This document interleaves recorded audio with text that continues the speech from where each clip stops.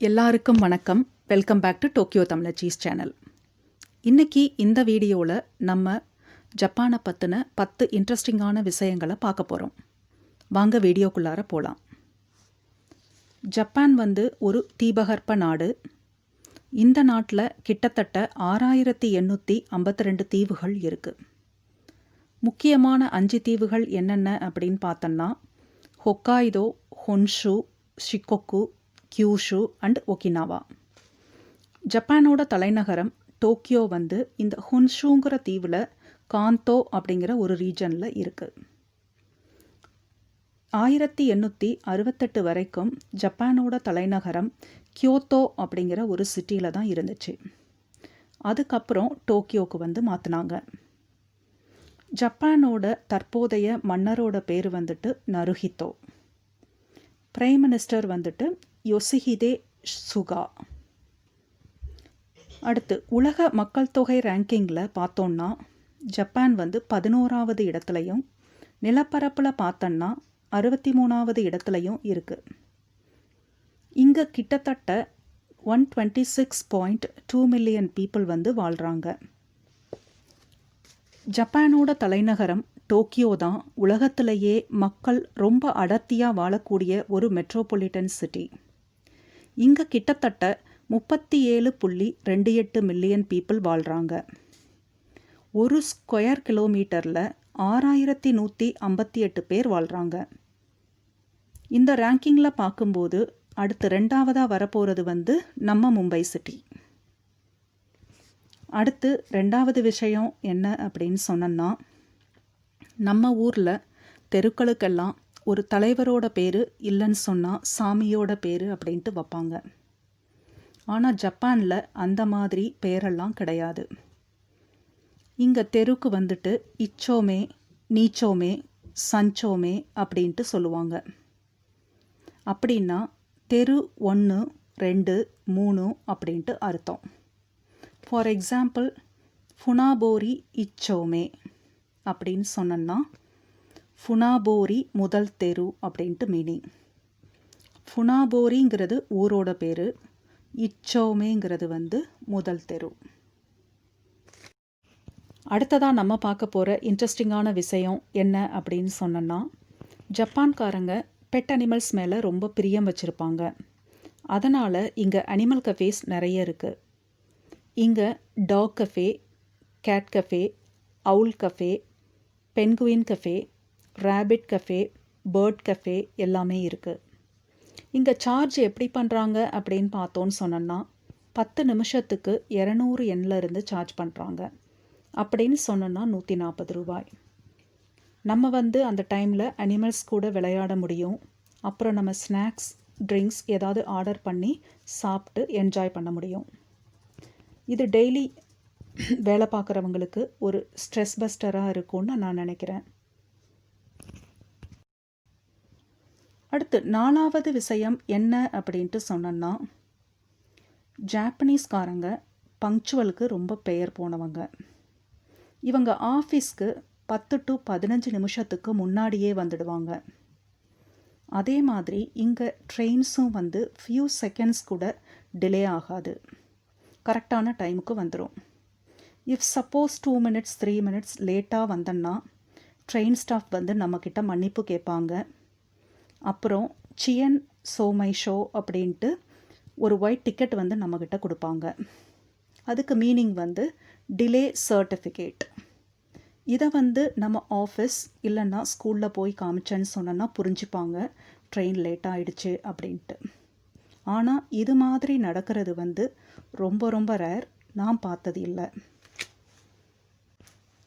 அடுத்து 5ஆவதாக நம்ம பார்க்க போகிற விஷயம் என்னன்னு சொன்னோன்னா, ஜப்பானில் ஸ்ட்ரீட்ஸ் எல்லாம் ரொம்ப க்ளீனாக நீட்டாக இருக்கும். அதே மாதிரி பார்க்ஸும்.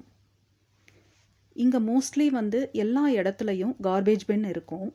சில இடத்துல அப்படி இல்லாத பட்சத்தில் குப்பையை கவரில் போட்டு வீட்டுக்கு எடுத்துகிட்டு போய் டிஸ்கார்ட் பண்ணுவாங்க. அதனால் பப்ளிக் பிளேஸ் குப்பை செதறி கிடக்காமல் ரொம்ப நீட்டாக ரொம்ப க்ளீனாக இருக்கும்.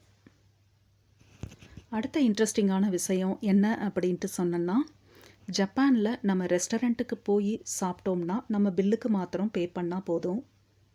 நம்ம டிப்ஸ் எதுவும் பே பண்ண வேண்டிய அவசியம் இல்லை. அப்படி நம்ம பே பண்ணால் நம்ம வந்து அவங்கள இன்சல்ட் பண்ணுறோம், அப்புறம் ரூடாக நடந்துக்கிறோம் அப்படின்னு நினைப்பாங்க. சேம் திங் அதர் கண்ட்ரீஸில் இருக்கிற ஜாப்பனீஸ் ரெஸ்டாரண்ட்லையும் ஃபாலோ பண்ணுறாங்க. கீழே வந்து பில்லுக்கு கீழே வந்துட்டு அவங்க எழுதியிருப்பாங்க, according to the Japanese customs நாங்கள் டிப்ஸ் வந்து அக்செப்ட் பண்ணிக்க மாட்டோம் அப்படின்னு சொல்லிட்டு. இது வந்து ரொம்ப வந்து நல்ல விஷயம் அப்படின்ட்டு நான் நினைக்கிறேன். அடுத்ததாக நம்ம வந்து ரொம்ப ரொம்ப இன்ட்ரெஸ்டிங்கான விஷயத்தை தான் பார்க்க போகிறோம். அது என்ன அப்படின்னு சொன்னோன்னா, இப்போ நம்ம வந்து சிக்கன், மட்டன், ஃபிஷ் இதெல்லாம் சாப்பிடுவோம். ஆனால் ஜப்பானில் குதிரையோட மீட்டை வந்து சாப்பிடுவாங்க. இதை வந்து சக்குரா நிக்கு அப்படின்ட்டு சொல்லுவாங்க. சக்குரா அப்படின்னு சொன்னோன்னா செர்ரி பிளாசம், நிக்கு அப்படின்னு சொன்னோன்னா மீட். ஏன் இதை அப்படி சொல்கிறாங்க அப்படின்னு பார்த்தோன்னா, அந்த குதிரையோட மீட் வந்துட்டு பிங்க் கலரில் இருக்கிறதுனால சக்குரா நிக்கு அப்படிம்பாங்க. இது வந்து ஜப்பானில் குமாமோட்டோ ப்ரிஃபெக்சருங்கிற இடத்துல வந்து ரொம்ப வந்து ஃபேமஸ். அவங்க இதை எப்படி சாப்பிடுவாங்க அப்படின்னு சொன்னோன்னா, நம்மளை மாதிரி வந்து கிரேவி பண்ணியும் சாப்பிடுவாங்க. இல்லைன்னு சொன்னோன்னா அதை ஸ்லைஸ் பண்ணி ரொம்ப தின்னாக ஸ்லைஸ் பண்ணி soy sauce, garlic paste and Japanese ரேடிஷை வந்து கிரேட் பண்ணி அதை வந்து தொட்டு சாப்பிடுவாங்க. இது வந்து ரொம்ப ஹைலி நியூட்ரிஷியஸாக இருக்கிறதுனால மக்கள் வந்து ரொம்ப விரும்பி சாப்பிட்றாங்க. அடுத்ததாக நம்ம பார்க்க போகிற விஷயம் வெண்டிங் மிஷினை பற்றினது தான். வெண்டிங் மிஷின் வந்து ஜப்பானில் இல்லாத தெருவே இல்லை அப்படின்ட்டு கூட சொல்லலாம். டோக்கியோவில் வந்து ஒரே தெருவில் பார்த்தோன்னா நிறைய வெண்டிங் மிஷின்ஸ் இருக்கும். இங்கே இருக்கிற வெண்டிங் மிஷினில் ட்ரிங்க்ஸ் மாத்திரம் இல்லாமல் ramen noodles, banana, bread items, Cantt foods, vegetables எல்லாமே விற்பாங்க. இது தவிர இன்னும் இன்ட்ரெஸ்டிங்கான விஷயம் என்ன அப்படின்ட்டு சொன்னோன்னா, ட்ரெஸ்ஸு, இன்னர்வேர், நெக்டை, சிகரெட்ஸ் எல்லாமே வந்து இங்கே வெண்டிங் மிஷினில் விற்கிறாங்க.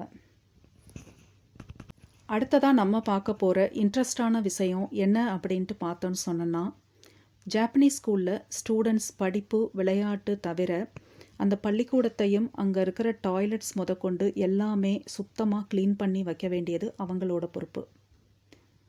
இந்த கான்செப்டோட பின்னால் என்ன இருக்குது அப்படின்னு பார்த்தோன்னு சொன்னோன்னா, பப்ளிக் பிளேஸ் வந்து மெயின்டைன் பண்ணுறதுல எல்லாருக்குமே பங்கு உண்டுங்கிற வேல்யூவை சின்ன வயசுலையே அவங்க மைண்டில் விதைச்சிடுறாங்க. இது வந்து ரொம்ப நல்ல விஷயம் அப்படின்ட்டு நான் நினைக்கிறேன். அடுத்து இங்கே இருக்கிற இன்டர்நேஷ்னல் ஸ்கூலில் இது மாதிரி வந்துட்டு பண்ண வேண்டிய அவசியம் இல்லை. அவங்களுக்கெல்லாம் ஸ்கூல் முடிஞ்ச உடனே வந்துட்டு சம் பர்சன் வந்து க்ளீன் பண்ணி கொடுக்குறாங்க. அடுத்து 10ஆவதாக நம்ம பார்க்க போகிற விஷயம் வந்துட்டு டிரான்ஸ்போர்ட்டேஷன். ஜப்பானில் வந்து பிரைமரி மோட் ஆஃப் டிரான்ஸ்போர்ட்டேஷன் என்ன அப்படின்ட்டு பார்த்தோன்னு சொன்னோன்னா ட்ரெயின் தாங்க. இங்கே வந்து மெட்ரோ லைன் மாத்திரம் 6.84 மில்லியன் பீப்புள் வந்து டெய்லி யூஸ் பண்ணுறாங்கன்னு சொல்லப்படுது. அடுத்து ஒரு இன்ட்ரெஸ்டிங்கான கான்செப்டோடு நான் உங்களை சந்திக்கிறேன். இந்த வீடியோ உங்களுக்கு பிடிச்சிருந்தன்னா லைக் பண்ணுங்கள், கமெண்ட் பண்ணுங்கள், ஷேர் பண்ணுங்கள். மறக்காமல் சப்ஸ்கிரைப் பட்டனை கிளிக் பண்ணுங்கள். Thank you so much for watching. Ja matane.